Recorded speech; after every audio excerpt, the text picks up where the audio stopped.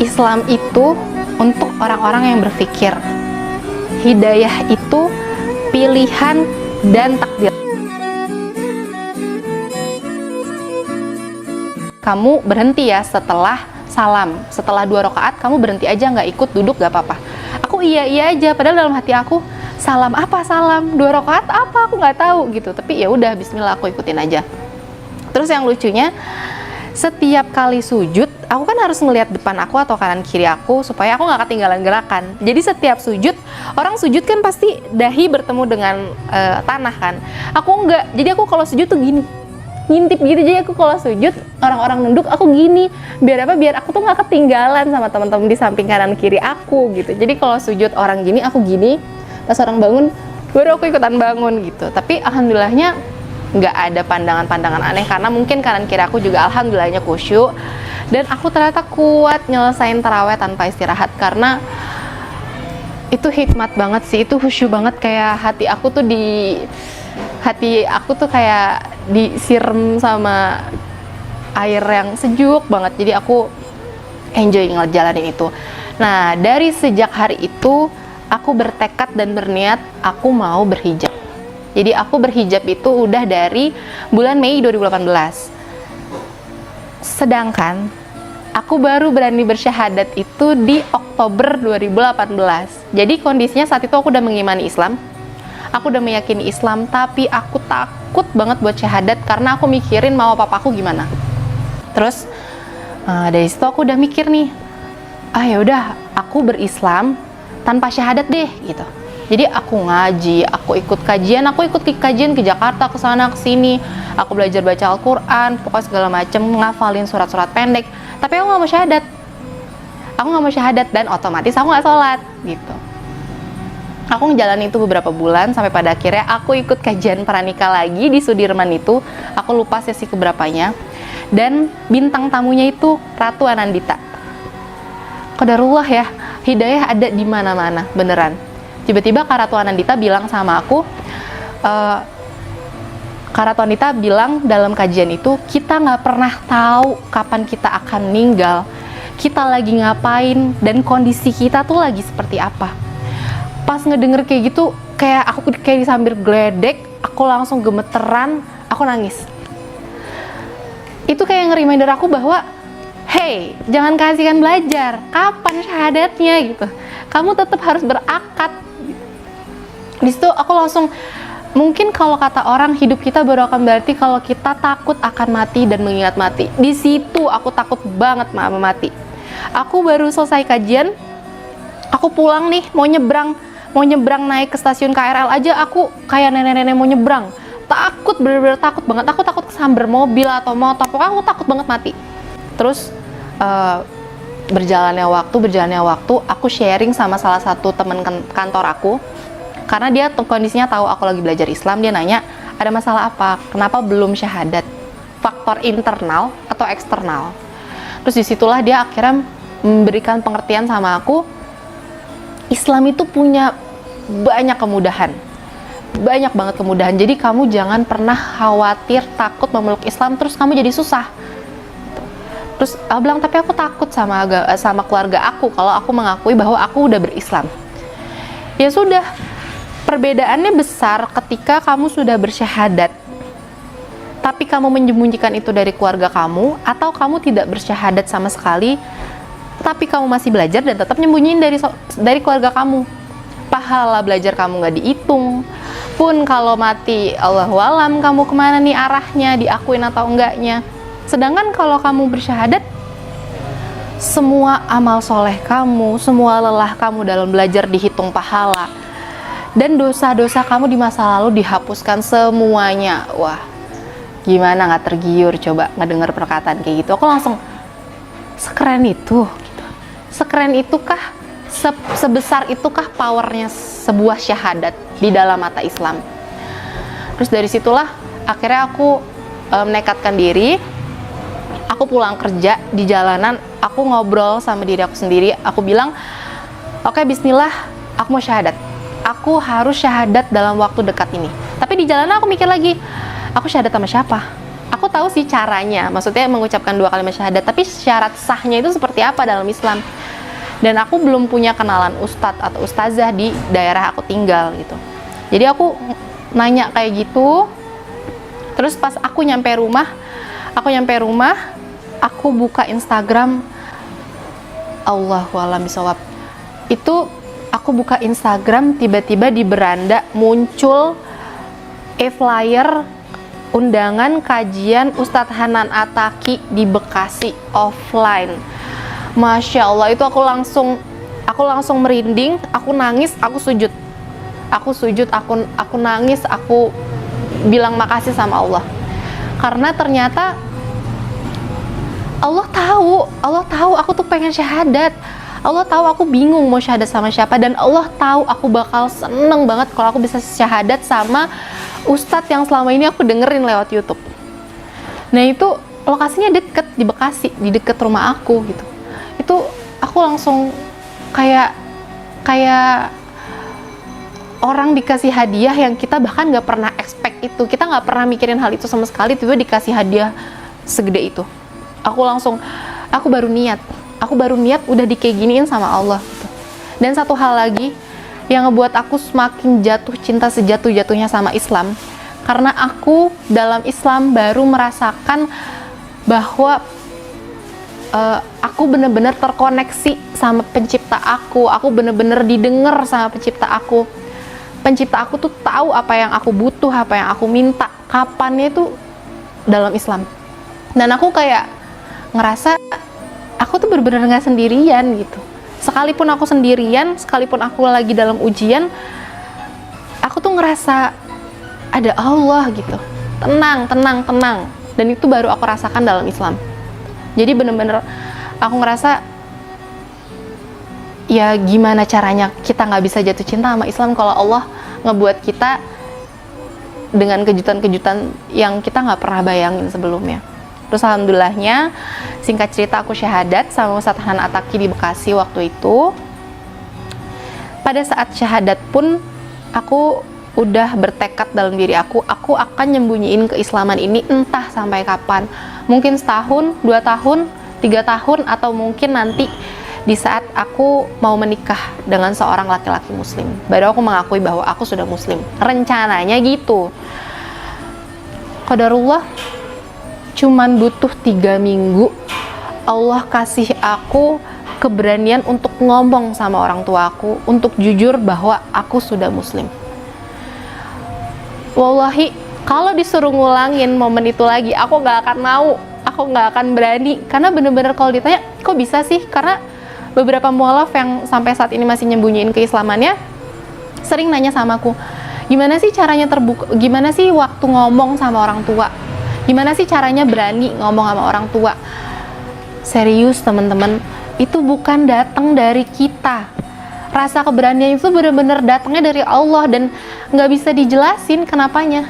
Jadi nggak bisa dijelasin kenapa bisa tiba-tiba berani. Apa malamnya abis nonton film action kah, atau abis ngedenger cerita tentang mualaf kah, atau apa? Nggak ada, literally nggak ada. Tiba-tiba bangun tidur tuh punya keberanian untuk ngomong sama orang tua, untuk terbuka bahwa aku sudah muslim dan aku memilih Allah sebagai Tuhanku. Jadi ya kalau ditanya gimana caranya, ikutin aja kata hati. Di saat kamu merasa berani untuk ngomong, please ikutin rasa itu, bismillah, ngomong. Jangan ditahan-tahan gitu. Karena itu mungkin salah satu bantuan dari Allah ngasih kita rasa berani dalam diri kita. Terus aku bilang sama mamaku, harusnya hari Kamis, tapi qadarullah ada satu dan lain hal akhirnya kepending sampai hari Jumat. Jadi di hari Jumat itu juga hari pertama aku memberanikan diri pakai jilbab, pakai khimar ke kantor aku. Jadi aku di hari itu membuka identitasku sebagai Islam ke kantor aku. Pun malamnya aku ngaku sama mamaku bahwa aku sudah muslim. Tapi ada triknya teman-teman. Jadi waktu itu aku ngetriknya, aku mau ngaku Islam ke mamaku dulu, biarin mamaku marah, ngamuk-ngamuk. Kalau mamaku udah mulai tenang, baru aku bilang ke papaku. Jadi kena serangannya nggak 2 kali gitu. Tapi qadarullahnya saya lupa bahwa mereka suami istri. Jadi saya bilang ke mama, malamnya besokannya mama bilang ke papa. Jadi ya udah sama aja, kena dua-duanya gitu. Aku bilang ke mama, ya kalau ditanya reaksi mama kayak gimana, bayangin aja deh teman-teman, pindah agama, nauzubillah, terus ngaku sama orang tua, dan kondisinya di keluarga besar, di silsilah tuh belum pernah ada yang menggenggam agama itu, dan memang agama itu tuh yang paling di anti dari keluarga besar mama ataupun papa. Jadi kan lumayan ya. Di situ akhirnya aku ngaku. Hari Sabtunya aku disidang sama mama papa. Ahadnya mama ngundang seorang pendeta suami istri dari gereja aku yang notabene dulunya muslim, terus dia memilih Nasrani dan menjadi pendeta suami istri gitu. Jadi ahad itu aku diketemuin sama dia, tapi mamaku bilang, ya udah besok kamu ketemu sama pendeta, ini pendeta udah paham sama Al-Quran dan dia memilih Alkitab gitu. Aku deg-degan dong, ya Allah gimana nih, aku Al-Fatihah aja belum hafal, artinya baca Al-Quran apalagi. Yang aku khawatirin, kalau misalnya pendeta ini ngomongin kecacatan Al-Quran, itu otomatis aku pasti goyang gitu. Pasti aku langsung goyah karena pedoman aku saat ini Al-Quran gitu. Tapi kalau pendeta ini mau ngomong tentang Alkitab, mau ngebedah Alkitab, mau kayak gimana, aku nggak akan, insya Allah nggak akan tergoyangkan, karena ya itu udah bukan sesuatu yang aku pahami dan aku percaya gitu. Terus aku Sabtu malamnya aku sempat kontak Coach Stephen Indra Wibowo, alhamdulillah Mualaf Center Indonesia. Pada saat aku belajar Islam dan baru mulai belajar Islam, mereka mensupport dan membersamai aku terus menerus. Terus Coach Stephen menganjurkan untuk aku didampingi sama temen dari MCI gitu. Tapi lagi-lagi aku berpikir ini kondisinya mau diketemuinnya di rumah aku khawatirnya bakalan rame, terus mengundang perhatian tetangga-tetangga aku gitu. Dan aku lebih mikirin ke hati orang tua aku sih gitu. Jadi ya udah bismillah, aku mau hadapin ini sendiri sama minta pertolongan Allah, udah bismillah. Ahad itu mereka datang ba'da asar mereka datang, mereka mulai tanya jawab, mulai indoktrinisasi aku. Terus mereka nyuruh aku untuk buka Alkitab dan baca Alkitab lagi, karena aku menganggap itu sudah hanya sebuah buku yang sudah banyak direvisi sama orang. Jadi ya udah nggak masalah, aku ambil Alkitab, aku baca. Tapi kalau dia konteksnya minta untuk pegang Al-Quran, itu akan aku larang. Alhamdulillahnya itu nggak kejadian. Itu dia ngobrol sama istrinya sampai jam 9 atau setengah 9 malam. Nah itu alhamdulillahnya di awal kita sharing, dia langsung menjawab pertanyaan terbesar yang pengen aku tanyain. Kenapa dia bisa keluar dari Islam? Jadi dia menjawab, karena dia merasa syariat Islam itu berat banget. Kita harus puasa 30 hari full untuk laki-laki. Harus sholat 5 waktu dalam sehari. Sedangkan dalam Nasrani, cukup kamu mengimani aku, maka kamu akan selamat. Wah, itu kayak dapet jalur VIP kan? Udah langsung convert. Pas aku ngedenger kayak gitu, ya oke, silakan kamu ngomong, aku tidak akan mendengarkan apapun yang kamu ucapkan. Jadi ya udah, dia ngoceh sampai setengah 9 dan aku ya udah gitu. Tidak ada yang aku dengarkan. Tapi aku tetap berusaha untuk bersikap baik, karena di kanan kiri aku ada adik aku, ada kakak aku, ada mama papa aku. Jadi aku lebih menghargai mereka yang sudah dipanggil oleh keluarga aku gitu, bukan karena beliau. Terus ya udah berjalan seperti itu. Udah selesai. Hari Seninnya, trik yang baru lagi mamaku coba. Panggil pendeta udah. Trik yang kedua, hati, disentuh ke hati. Jadi dari hari Senin, mamaku mogok makan. Mamaku bener-bener mogok makan sampai beberapa hari, dan mamaku jatuh sakit. Mamaku sakit karena mamaku punya mah. Mamaku jatuh sakit dan mamaku nangis, bener-bener seharian nangis. Jadi mamaku sakit, mamaku nggak mau makan, dan mamaku nangis terus-terusan sampai matanya tuh bengkak besar. Dan kalau orang lagi stres, orang lagi sedih kan otomatis mukanya terlihat lebih tua daripada umurnya. Dan alhamdulillahnya aku tidur satu kamar sama mamaku. Jadi aku harus ngelihat kondisi mamaku seperti itu terus-menerus. Jujur itu adalah ujian terberat sejauh ini setelah aku memeluk Islam. Karena aku khawatir terjadi sesuatu sama mamaku, dan itu mama gitu. Itu yang bikin hal itu terasa berat.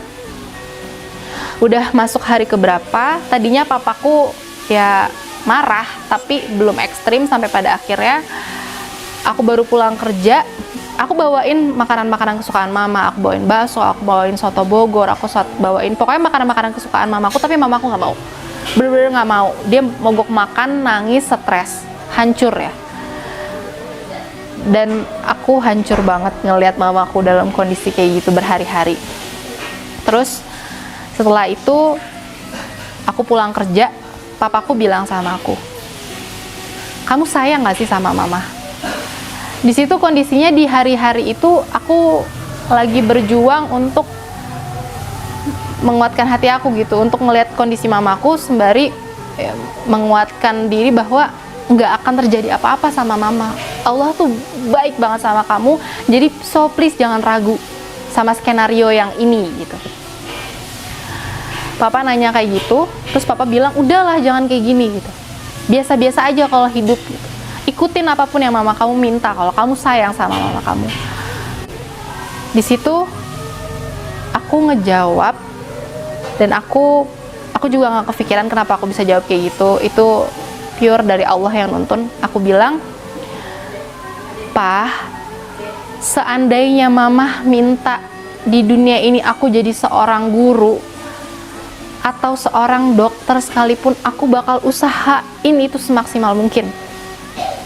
Tapi kalau untuk surgaku, untuk keyakinan aku, kali ini aku nggak bisa ikutin apa mau mama." Papaku langsung diem di situ. Dari situ aku mulai khawatir karena mamaku udah semakin lemah, kesehatannya terus menerus, gak mau dibawa ke dokter. Aku udah mulai udah ya gitu, apa baiknya aku berbakti aja ya sama orang tua aku gitu. Aku takut nyawa ancamannya. Terus kadarullah, aku tiba-tiba aku lupa, aku dengar dari temen aku atau aku baca. Jadi waktu itu aku dengar kisah sahabat tentang Sa'ad bin Abi Waqqas yang setelah memeluk agama Islam gak lama ibunya juga melakukan mogok makan. Wah, di situ aku berasa kayak aku udah mau nyerah, bener-bener udah kayak nggak ada pilihan lain, aku harus ngikutin mau mama. Pas aku baca cerita itu, aku kayak dikasih kekuatan sama Allah bahwa tenang, nggak akan terjadi apapun sama mama kamu, dan ini akan lewat. Skenario aku tuh nggak pernah ada yang buruk, jadi jangan pernah khawatir. Dari situ aku langsung oke, bismillah, kuat, bismillah. Dan mamaku dalam kondisi seperti itu kalau nggak salah sekitar 2 mingguan. Jadi setelah itu mamaku mulai mau makan, mulai mau beraktivitas lagi, tapi serangannya nggak berhenti di situ. Dan Coach Steven atau teman-teman MC itu ngajarin aku jangan pernah ngedebat, jangan pernah ngejawab apapun, sekalipun mama atau papa kamu maki-maki Islam, maki-maki Nabi Muhammad, maki-maki Allah, biarin aja. Karena kondisinya dia nggak tahu. Jangan ngeluarin dalil, apalagi berusaha untuk memahamkan apa yang kamu pahami, karena itu akan mental. Jadi kamu cukup diem, minta maaf, dan jawab kalau kamu ditanya. Jadi, dan itu cukup nano-nano rasanya gitu, karena aku bukan yang sabar seperti itu gitu. Jadi orang nih lagi jatuh cinta sejatuh-jatuhnya sama sesuatu, tiba-tiba harus menghadapi sesuatu yang dicintainya itu dicaci maki, difitnah, bahkan diucapkan sesuatu yang menyakiti hati kita, itu kan sulit ya menahan nafsu kita untuk enggak gitu. Tapi ya itulah Islam. Hari Jumat, Ahad pagi, jadi setiap Ahad tuh aku udah pagi-pagi tuh udah harus siap mental, karena setiap Ahad pagi tuh aku harus nyiapin mental karena harus menghadapi ajakan gerejanya mama gitu. Tiba-tiba Ahad itu enggak, Ahad pagi tuh beda banget. Aku lagi tiduran, jadi setiap Ahad pagi tuh biasanya antara aku pergi olahraga, kabur, atau aku tidur, pura-pura tidur sepulus-pulusnya gitu. Aku tidur, terus tiba-tiba mamaku duduk di kasur aku, terus mamaku ngebangunin aku, dan mamaku bilang, "Ci, ternyata kamu udah gede ya," gitu. "Maafin mama, dan mama terima keputusan kamu." Itu aku langsung duduk, aku kayak, hah gitu. Ini mimpi atau bukan sih gitu? Ini aku masih tidur apa beneran? Karena kondisinya hari Jumat aku masih kena sidang gitu. Kenapa Jumat, Sabtu, Ahad? Cepet banget waktunya, dan aku nggak habis ngapa-ngapain, aku nggak habis nyuci genteng atau apa gitu, nggak ngelakuin apa-apa. Kenapa tiba-tiba kayak gitu? Terus mamaku minta maaf, mamaku meluk aku nangis, mamaku nangis, terus mamaku bilang, "Ya udah, mama pergi gereja dulu ya." Oh enggak, mamaku bilang, "Ya udah, mama pergi ibadah dulu ya." Terus mamaku keluar. Asli, aku bilang maaf aja nggak bisa, bener-bener aku nggak ngomong apapun, bener-bener cuma duduk, nangis, meluk, terus mamaku pergi. Cara aku sholat pada awal-awal, terus ditanya, "Kenapa sih nggak terang-terangan aja? Kan keluarga udah tahu." Iya, keluarga udah tahu. Aku berislam yang mereka nggak lihat secara fisik aja, mereka belum terima, apalagi mereka ngelihat aku melakukan ritual ibadah di depan mata mereka gitu. Itu akan lebih melukai hati mama papa, dan aku menjaga hal itu gitu. Nggak apa-apa ribet sedikit gitu, di dunia kok cuma sebentar, insyaallah gitu. Ya udah. Terus 2020 ini termasuk hadiah terbesar yang lagi-lagi bikin aku meleleh banget sama kebaikannya Allah. 2020 awal mula corona, awal mulai COVID-19, mulai mendekati bulan Ramadan, aku galau. Aku pengen taraweh, jadi aku pengen taraweh setiap malam, tapi kan masjid ditutup nih, lockdown. Terus aku harus taraweh di mana gitu? Karena kalau aku taraweh di kamar, aku 4 rakaat aja digedor, apalagi taraweh. Bacaan aku kan tetap nggak bisa cepet gitu. Jadi aku galau tuh. Kalau aku udah mikir, apa aku di rumah teman aku ganti-gantian. Tapi kan yang namanya orang Ramadan pasti punya agendanya masing-masing. Mungkin pengen sama keluarganya atau buka puasa di luar gitu-gitu. Jadi aku galau deh. Pokoknya aku galau. Aku mikir, aku pengen taraweh. Karena menurut aku bulan Ramadan tuh hikmat banget buat aku pribadi. Jadinya aku pengen taraweh, tapi gimana caranya? 3 hari sebelum bulan puasa masuk, tiba-tiba mamaku bilang gini, "Ci, tuh di situ bisa buat itu kalau mau itu." Tapi mamaku nggak nyebut sholat, dan tetap ketus ngomongnya, tapi bilang, "Ci, tuh kalau mau itu di situ aja tuh," gitu. Udah disediain kipas, udah dipasangin karpet, lampunya udah dipasangin gitu. Kalau di kamar lagi dipakai gitu. So aku langsung diem, hah? Itu apa maksudnya? So aku ngeliat gini. Jadi di rumah aku di depan toilet persis tuh ada gudang. Terus di depan gudangnya tuh ada space lantai lurus gini. Ya 2 lantai. Pokoknya pas banget buat orang sholat 1 orang. Dan alhamdulillahnya itu pas banget arahnya ngadep ke arah kiblat. Kalau kiblatnya miring, nggak tahu deh tuh bagaimana posisinya, karena lantai 2 biji, terus sananya semen, jadi belum di lantai gitu, jadi agak kotor. Di situ, terus mamaku pasangin karpet, entah mama entah papa aku juga nggak tahu, dipasangin karpet, dipasangin kipas angin, dipasangin lampu, dan yang lebih spesialnya lagi dipasangin tirai warna hijau di sampingnya. karena itu langsung ngadep ke dapur. Jadi kalau ada yang lagi aktivitas di dapur, ditutup tirainya itu nggak kelihatan kalau aku lagi sholat di dalamnya gitu.